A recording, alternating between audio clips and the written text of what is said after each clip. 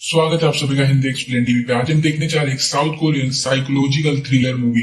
इसको देखने के बाद आपका दिमाग पूरी तरह से हिल जाने वाला है। इसका नाम है मिसबिहेवियर। ओके, तो फिल्म की शुरुआत में हम हेजू को देखते हैं, जो बॉयज स्कूल में एक टीचर होती है। आज क्लास में पढ़ाते टाइम एक टीचर को लेबर पेन होने लगता है। जल्दी से हॉस्पिटल पहुंचाया जाता है और स्कूल में ये कांड होने के बाद प्रिंसिपल सभी टेम्परेरी टीचर्स को बुलाकर एक एग्रीमेंट साइन करवाते हैं, जिसमें लिखा गया है कि जब तक कोई भी टीचर इस स्कूल में पढ़ाई करवा रहा है वो प्रेग्नेंट नहीं हो सकता है। हालांकि ये काफी बेकार एग्रीमेंट होता है। हेजू भी इसको साइन कर देती है। थोड़ी देर बाद खबर आती है कि उस टीचर को एक बेबी हुआ है और वो हेजू की फ्रेंड थी, तो अब उसकी क्लास को भी हेजू को ही पढ़ाना पड़ेगा, क्योंकि कुछ दिनों तक वो स्कूल तो आ नहीं सकती है। तो हेजू पहले तो मना करती है, पर प्रिंसिपल कहता है कि अगर मेरी बात नहीं मानी तुमने तो तुम कभी भी परमानेंट टीचर नहीं बन पाओगी यहाँ पर। हेजू को ना चाहते हुए भी उसकी क्लास लेने जाना पड़ता है। अटेंडेंस लेते हुए पता चलता है कि क्लास का एक स्टूडेंट मिसिंग है, वो नहीं आया है। पूछने से बच्चे बताते हैं कि वो हॉल में डांस प्रैक्टिस कर रहा होगा। हेजू हॉल में जाती है तो यहाँ पर एक लड़के को देखती है।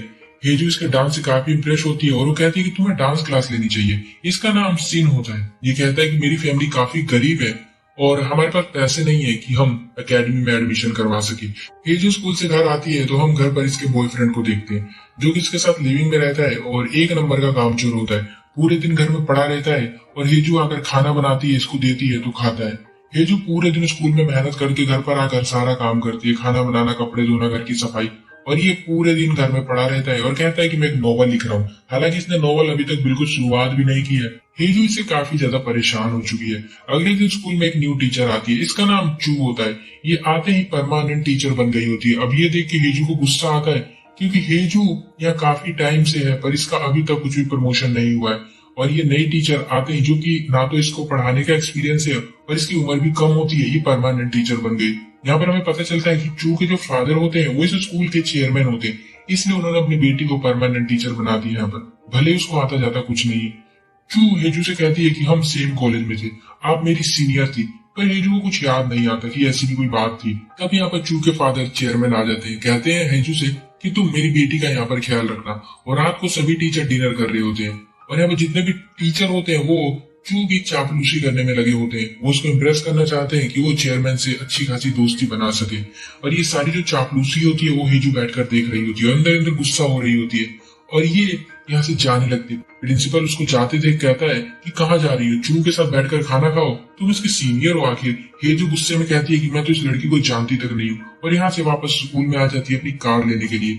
ये स्कूल के हॉल की लाइट ऑन देखती है। हॉल में जाकर चेक करती है तो सिन मिलता है, जो कि बहुत ज्यादा शराब पीकर और यहाँ पे पड़ा हुआ होता है।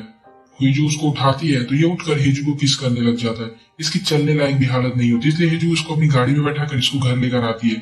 अभी कांड हो जाने के बाद हेजू पूरी रात और अगली सुबह तक सिन के बारे में सोच रही होती है। उसकी प्रोफाइल को आकर चेक करते स्कूल में तो पता चलता है कि इसकी मदर नहीं है। सीन अपने फादर के साथ रहता है। हेजू सिन से मिलकर कल रात के बारे में पूछती है। ये कहता है कि मुझे जो पनिशमेंट दोगी मैं सह लूंगा, पर हेजू इसको कुछ कहती नहीं है। पढ़ाते हुए स्कूल में इसका बॉयफ्रेंड आज स्कूल आ जाता है। हेजू नीचे जाती है और इससे कहती है तुम यहाँ पर क्यों आए हो। ये कहता है लंच के लिए। हेजू इसके हाथ में कुछ पैसे देती है और यहाँ से चली जाती है। रात को चू हेजू को कॉल करके अपने फादर के साथ डिनर के लिए बुलाती है। हेजू को लगता है कि चेयरमैन ने बुलाया है तो जाना तो पड़ेगा ही। यहाँ पर कोई चेयरमैन नहीं होता है। चू ने इससे दोस्ती करने के लिए और अपने बॉयफ्रेंड से मिलवाने के लिए इसको बुलाया होता है। दोनों यहाँ पर इसको गिफ्ट भी देते हैं हेजू को, और जब इसका बॉयफ्रेंड ऐसे चला जाता है तो हेजू सामान को फेंक देती है और चू को बहुत सुनाती है उल्टा सीधा, और घर आकर देखती है तो इसका बॉयफ्रेंड घर छोड़कर जा रहा होता है।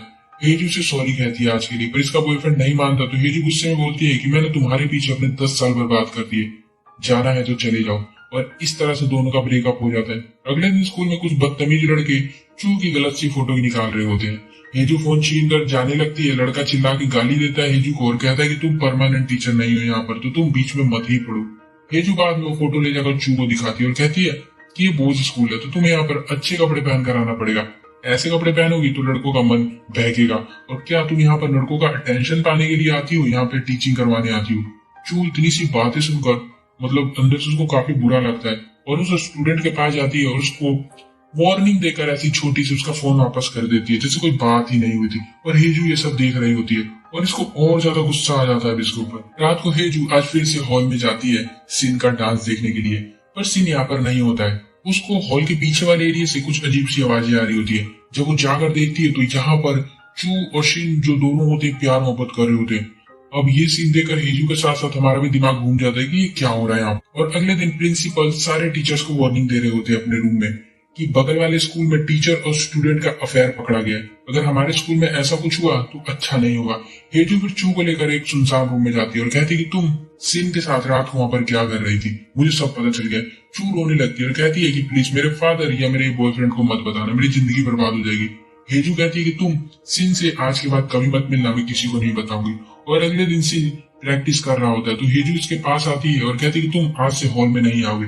इसको यहाँ से लेकर जाने लगती है और यहाँ पर बताती है कि मैंने तुम्हारा एडमिशन एक डांस एकेडमी में करवा दिया है। उसको वहां पर लेकर जाती है। अब शिन डांस एकेडमी में प्रैक्टिस करेगा। तो प्रैक्टिस करते हुए शिन के फोन पर चू की कॉल आ रही होती है।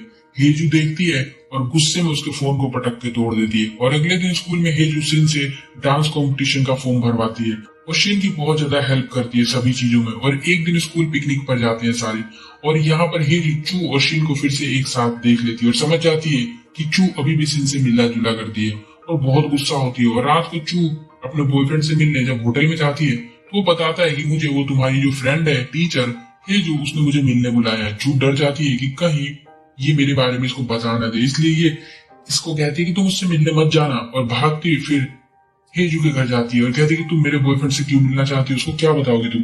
और हेजू यहाँ से इसको कुछ बोले बिना भगा देती है। और अब हेजू शिन के साथ रहने लगी, स्कूल ले जाना, घर पे लाना, अकेडमी लेकर जाना, उसकी जिंदगी भी सब में चल रही होती है, सब कुछ करती है इसके लिए वो। सीन एक दिन से कहता है कि क्या तुम मेरे साथ डांस कॉन्सर्ट में चलोगी।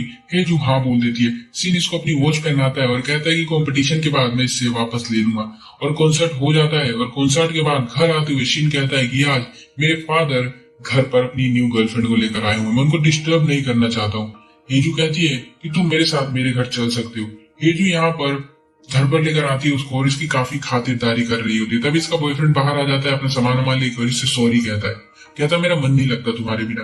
पर हेजू को कोई मतलब नहीं अपने बॉयफ्रेंड से। और तभी इसका बॉयफ्रेंड अंदर शीन को देख लेता है और समझ जाता है कि ये एक स्टूडेंट के साथ प्यार करने लगी है। हेजू को ये गंदी गंदी यहाँ पर गालियां देता है और गुस्से में चला जाता है।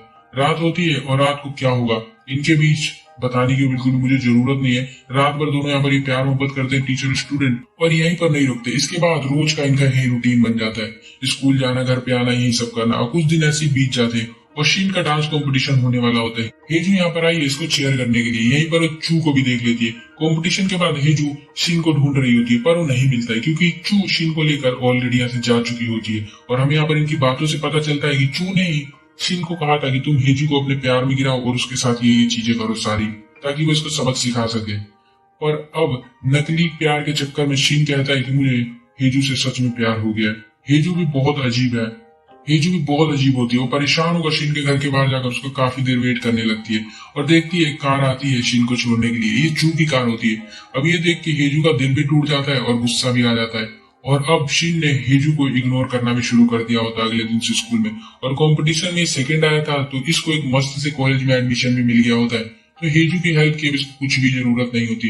हेजू से बात करने बुलाती है। शीन कहता है कि देखो मैंने कुछ नहीं किया था, तुम मेरे पास आई थी, घर पर लेकर गई और मैं सोया था तो तुमने मुझे जगा कर मेरे साथ वो सब किया था एंड सब कुछ तुम्हारी वजह से हुआ, मैंने कुछ नहीं किया। और कहता है कि अब आगे से हम मिलेंगे नहीं और हमारा रिश्ता भी अब खत्म हो गया।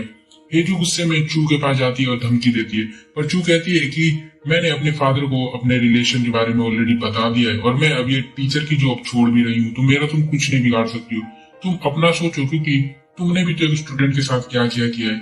हेजू समझ जाती है कि इसे सब कुछ पता चल गया है। अगले दिन हेजू की वो शुरू वाली जो प्रेग्नेंट फ्रेंड थी वो स्कूल ज्वाइन कर लेती है as a teacher and principal हेजू को काम से निकाल देता है। हेजू बहुत दुखी होती है। एक्चुअल में चू ने अपने फादर से बोलकर ही हेजू को काम से निकलवाया होता है। ये चू से मिलने जाती है, उसके पैरों में गिर जाती है और उससे माफी मांगती है, कहती है प्लीज मेरी नौकरी मुझे वापस दिलवा दो क्योंकि मेरे पास नौकरी के अलावा कुछ भी नहीं है। चू इसको माफ कर देती है और घर लेकर जाती है क्योंकि चू हमेशा से इससे दोस्ती करना चाहती थी। घर पर दोनों बातें करती है।